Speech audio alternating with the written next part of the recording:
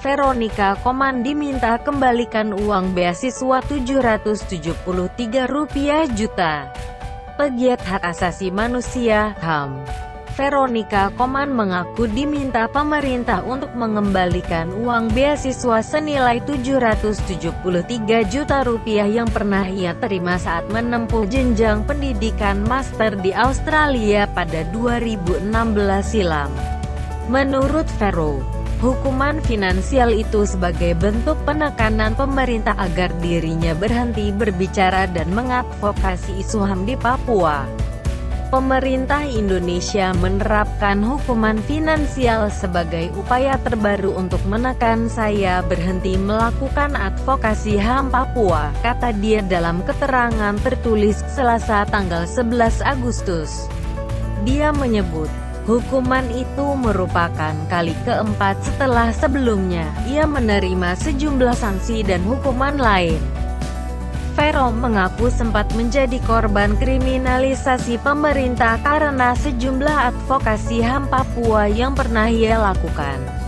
Setelahnya, ujar dia, pemerintah juga sempat mendesak Interpol untuk mengeluarkan red notice terhadap dirinya, sebelum kemudian juga keluar nada ancaman membatalkan paspor. Kini pemerintah memaksa saya untuk mengembalikan beasiswa yang pernah diberikan kepada saya pada September tahun 2016.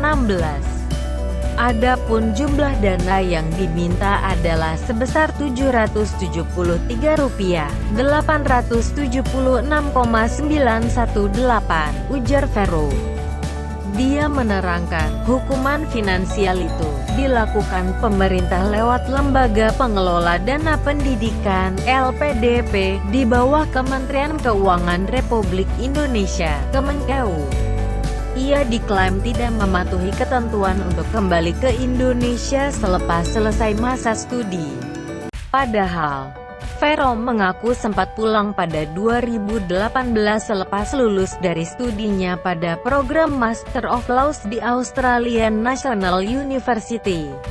Kala itu, dia berada di Jayapura untuk melanjutkan sejumlah advokasinya terkait isu HAM di Bumi Cenderawasih.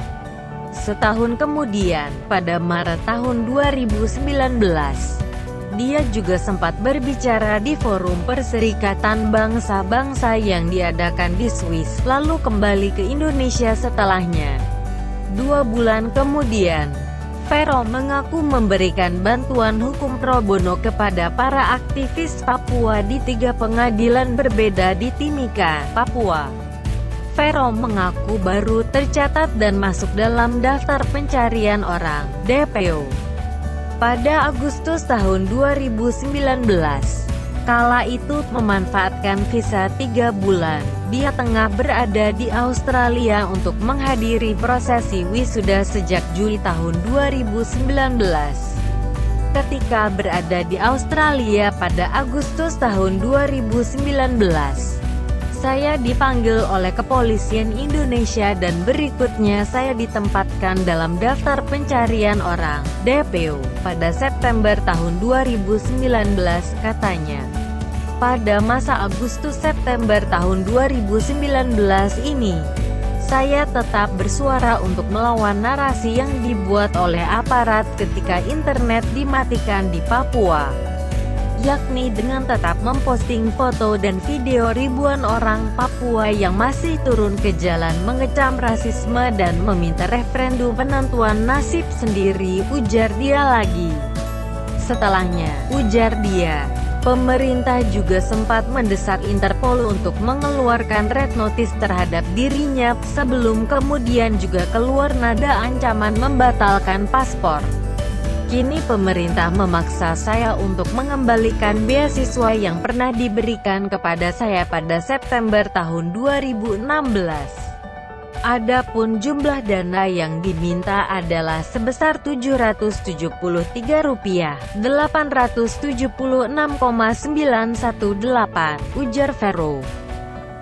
Dia menerangkan, hukuman finansial itu dilakukan pemerintah lewat Lembaga Pengelola Dana Pendidikan (LPDP) di bawah Kementerian Keuangan Republik Indonesia, Kemenkeu. Ia diklaim tidak mematuhi ketentuan untuk kembali ke Indonesia selepas selesai masa studi. Padahal, Vero mengaku sempat pulang pada 2018 selepas lulus dari studinya pada program Master of Laws di Australian National University. Kala itu, dia berada di Jayapura untuk melanjutkan sejumlah advokasinya terkait isu HAM di Bumi Cenderawasih. Setahun kemudian, pada Maret tahun 2019, dia juga sempat berbicara di Forum Perserikatan Bangsa-Bangsa yang diadakan di Swiss, lalu kembali ke Indonesia setelahnya. 2 bulan kemudian, Vero mengaku memberikan bantuan hukum pro bono kepada para aktivis Papua di 3 pengadilan berbeda di Timika, Papua. Vero mengaku baru tercatat dan masuk dalam daftar pencarian orang, DPO, pada Agustus tahun 2019. Kala itu memanfaatkan visa 3 bulan, dia tengah berada di Australia untuk menghadiri prosesi wisuda sejak Juli tahun 2019. Ketika berada di Australia pada Agustus tahun 2019, saya dipanggil oleh kepolisian Indonesia dan berikutnya saya ditempatkan dalam daftar pencarian orang, DPO, pada September tahun 2019, katanya. Pada masa Agustus-September tahun 2019 ini, saya tetap bersuara untuk melawan narasi yang dibuat oleh aparat ketika internet dimatikan di Papua, yakni dengan tetap memposting foto dan video ribuan orang Papua yang masih turun ke jalan mengecam rasisme dan meminta referendum penentuan nasib sendiri, ujar dia lagi.